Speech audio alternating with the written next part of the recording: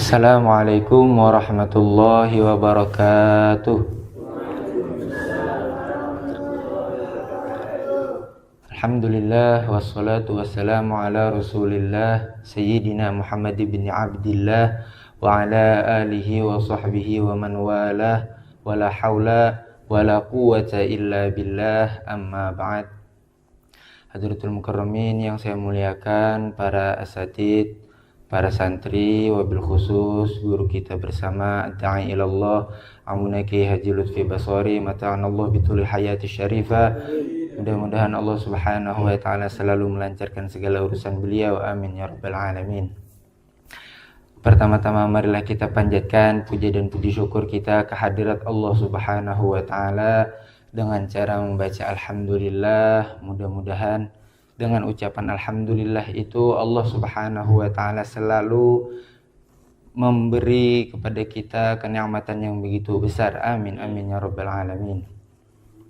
Tidak lupa salawat ma'asalam marilah kita haturkan kepada junjungan Nabi kita, suri tauladan kita, pemimpin kita, ialah baginda Nabi Muhammad sallallahu alaihi wasallam. Mudah-mudahan berkat salawat ini kita di padang mahsyar nanti diberikan oleh Rasulullah sallallahu alaihi wasallam syafaatnya, amin ya rabbal alamin. Hadratul mukarramin yang dimuliakan oleh Allah subhanahu wa ta'ala,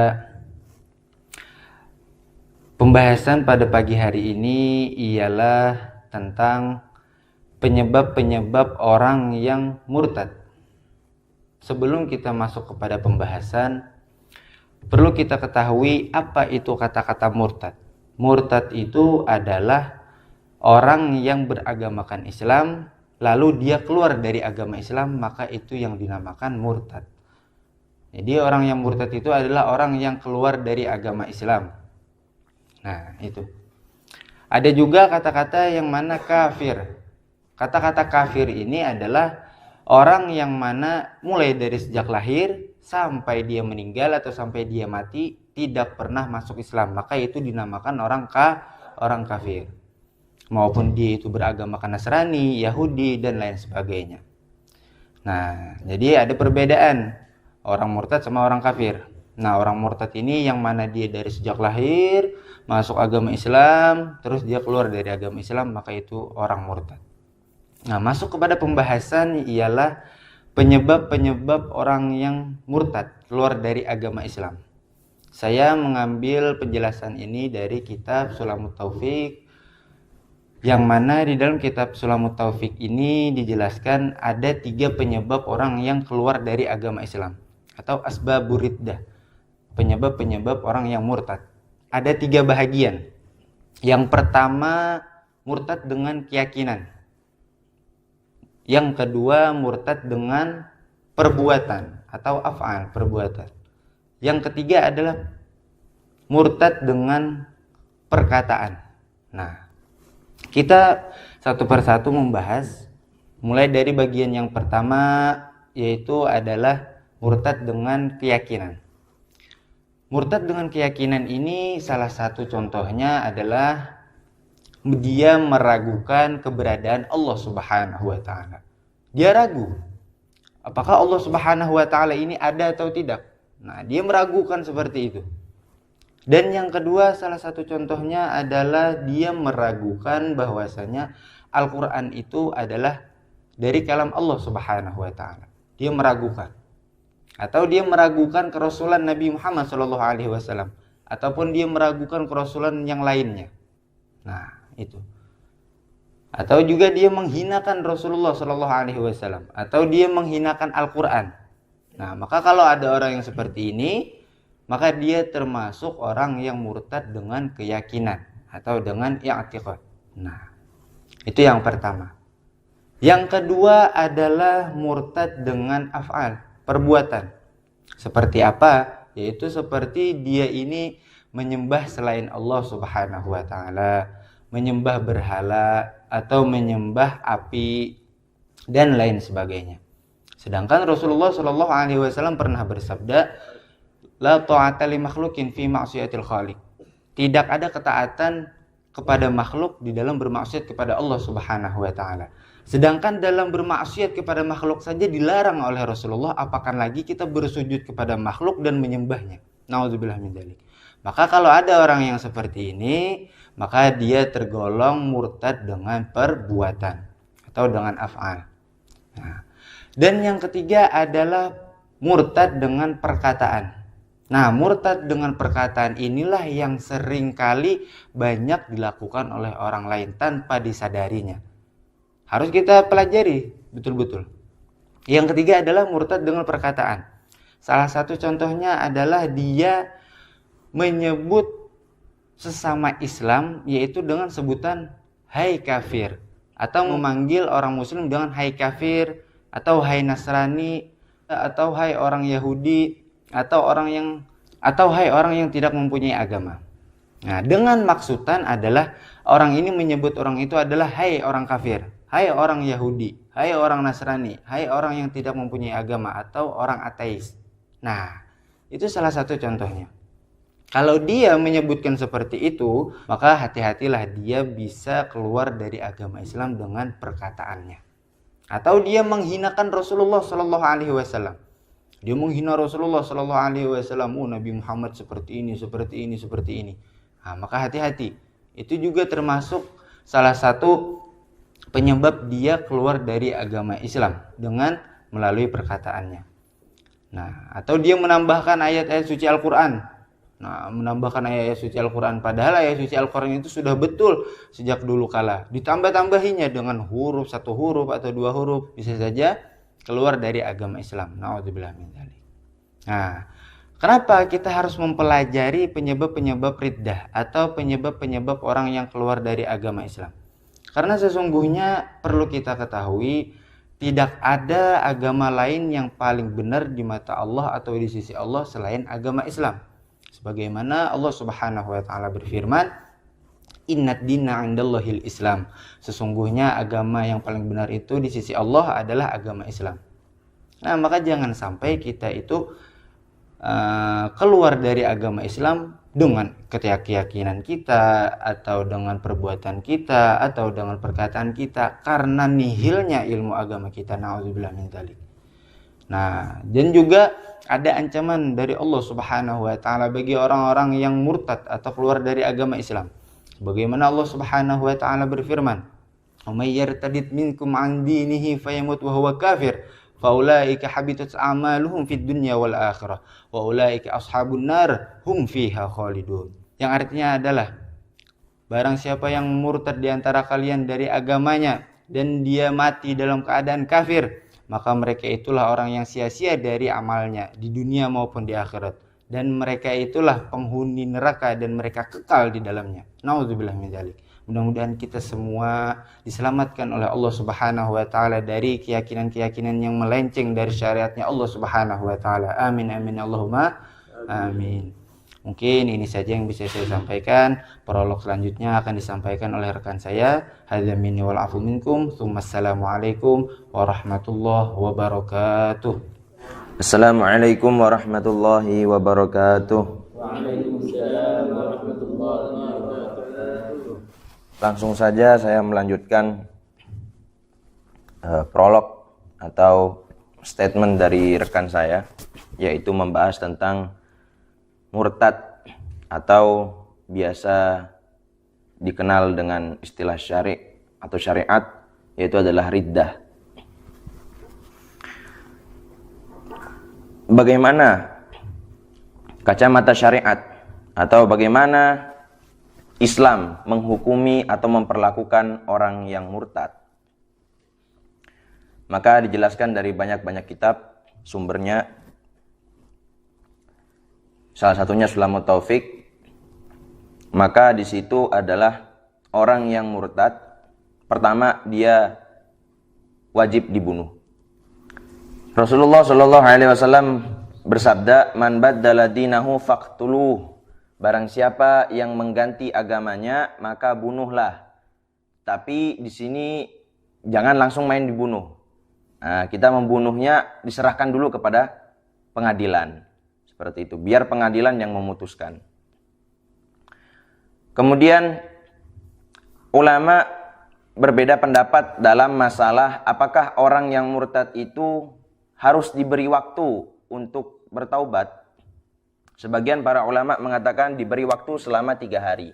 Jika lebih dari 3 hari, maka ia tetap murtad, maka ia diserahkan ke pengadilan, lalu dihukum mati.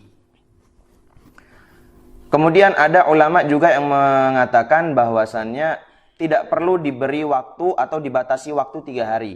Tetap saja dikasih waktu untuk bertaubat. Kalau nanti sudah tidak memungkinkan untuk ia bertaubat, dilihat sudah tidak mungkin orang ini bertaubat, kembali kepada Islam, maka serahkan dia ke pengadilan untuk dihukum mati. Itu pendapat para ulama dalam memandang apakah orang yang murtad itu harus diberi waktu. Kemudian Rasulullah Shallallahu Alaihi Wasallam juga bersabda, la yahillu damu rajulin muslimin yashhadu an la ilaha illallah wa anni Rasulullah Shallallahu Alaihi Wasallam, tidak halal darahnya orang muslim yang bersaksi bahwasannya tiada Tuhan selain Allah dan aku adalah Rasulnya, illa salah satu nafarin, kecuali 3 orang. Yang disebutkan adalah tarikul Islam al-mufariq lil jamaah, yaitu orang yang meninggalkan Islam, keluar dari Islam, yaitu adalah murtad. Kemudian athayyibuz zani, orang yang sudah menikah lalu dia berzina. Sudah nikah, dia berzina. Kemudian yang terakhir adalah an-nafsu bin nafs, orang yang membunuh. Nah, maka dari itu tidak halal darah seseorang muslim kecuali dia termasuk dari 3 golongan tadi, yaitu adalah murtad, yang kedua adalah ia sudah menikah tapi ia tetap berzina, ia melakukan zina. Kemudian yang ketiga adalah orang yang membunuh. Lalu orang yang murtad juga itu terlepas hak Islamnya. Ketika orang sudah keluar dari Islam, entah itu dia pindah entah itu dia pindah ke agama manapun, maka hak Islamnya dicabut. Di antaranya adalah ketika orang murtad, maka dia harus pisah dengan istrinya seketika itu juga. Dalam artian nikahnya rusak, akad nikahnya rusak. Ya. Kemudian orang yang murtad juga tidak boleh mewarisi atau diwarisi. Tidak boleh mewariskan hartanya kepada anak-anaknya ataupun menerima warisan dari orang tuanya. Kemudian orang yang murtad tidak boleh menjadi wali dalam pernikahan. Misalnya ada orang murtad, bapaknya murtad, misalnya ada seorang gadis yang mempunyai bapak murtad. Kemudian gadis ini ingin menikah, maka bapaknya ini tidak boleh menjadi wali dalam pernikahannya. Entah itu bapaknya atau kakeknya atau pamannya atau kakak laki-lakinya tidak boleh menjadi wali. Karena ia dihukumi sebagai orang yang tidak adil. Karena syarat menjadi wali nikah adalah harus adil. Sedangkan orang murtad tidak termasuk orang adil. Kemudian juga orang yang murtad itu tidak diterima atau ditolak persaksiannya. Ada seseorang yang murtad keluar dari Islam, kemudian ia menjadi saksi dalam pengadilan, ya, saksi dalam suatu kasus misalnya, maka persaksiannya ditolak, tidak diterima. Karena lagi-lagi syarat menjadi saksi adalah harus adil. Sedangkan murtad tidak termasuk adil. Dan masih banyak lagi sebenarnya. Saya lebih fokus kepada pembahasan penyebab-penyebab biasanya orang murtad. Yang pertama adalah kebodohan. Kalau menurut saya adalah orang murtad itu pertama karena kebodohan. Kebodohan atau ketidaktahuan dia akan agama Allah, tentang ilmu agama Allah. Maka seringkali terjadi orang-orang yang awam atau orang-orang yang dalam tanda kutip bodoh tadi itu tidak menyadari bahwa sesuatu yang ia lakukan ini adalah sesuatu yang menyebabkan kekufuran atau sesuatu yang menyebabkan ia murtad.